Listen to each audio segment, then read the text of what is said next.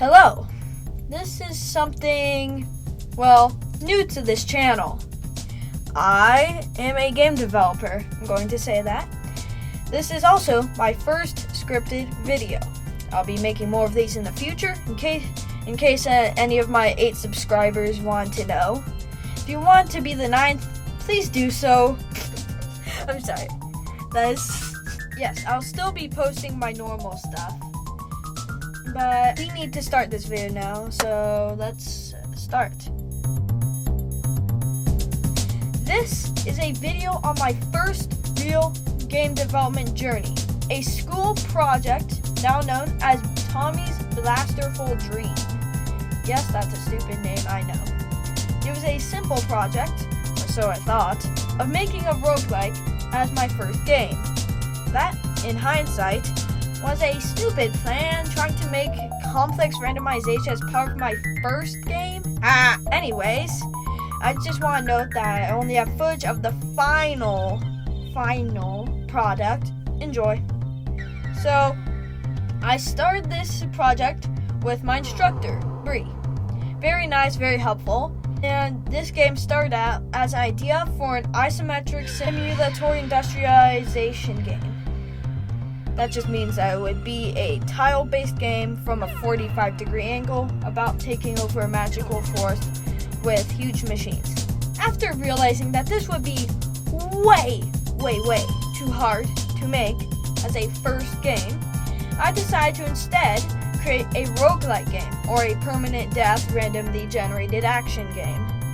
I found a tutorial by Blackthornprod, very helpful, check him out, on how to make a randomly generated dungeon. I spent way too much time trying to get working, but it failed overall.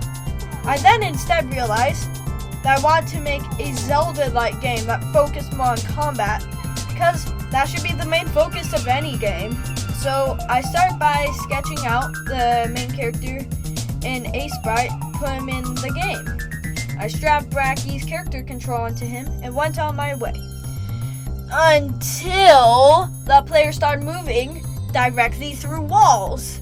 I followed so many tutorials trying to fix it, like a week of my time, and I started feeling the classic game development struggle. After all that time, I realized that the player didn't have an actual hitbox. All I needed to do was add a box collider 2D.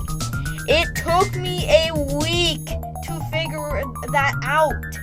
After that, I then decided to add combat, and oh boy, this took me another month.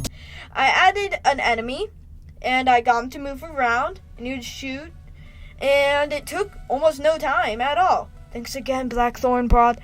But making the character shoot became something else. Half the month it took me to add combat, which is trying to get the player to shoot. Just in general.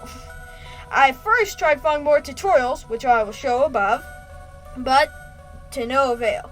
The only thing I could do was make the player himself rotate around to fire. After another day, I realized I could just add that rotation to a weapon instead of a player. And it worked immediately. Yay!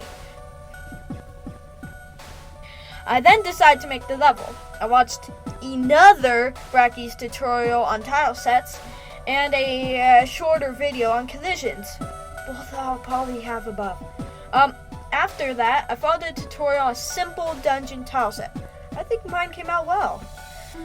I then made another simple tile set for the walls. Okay. After importing both of them into Unity, I add the tile set, and boom! Floors, walls, all of that. And the enemy interacted with the walls perfectly. Which is what I would have said if they did. I spent most of my time just trying to fix this one bug.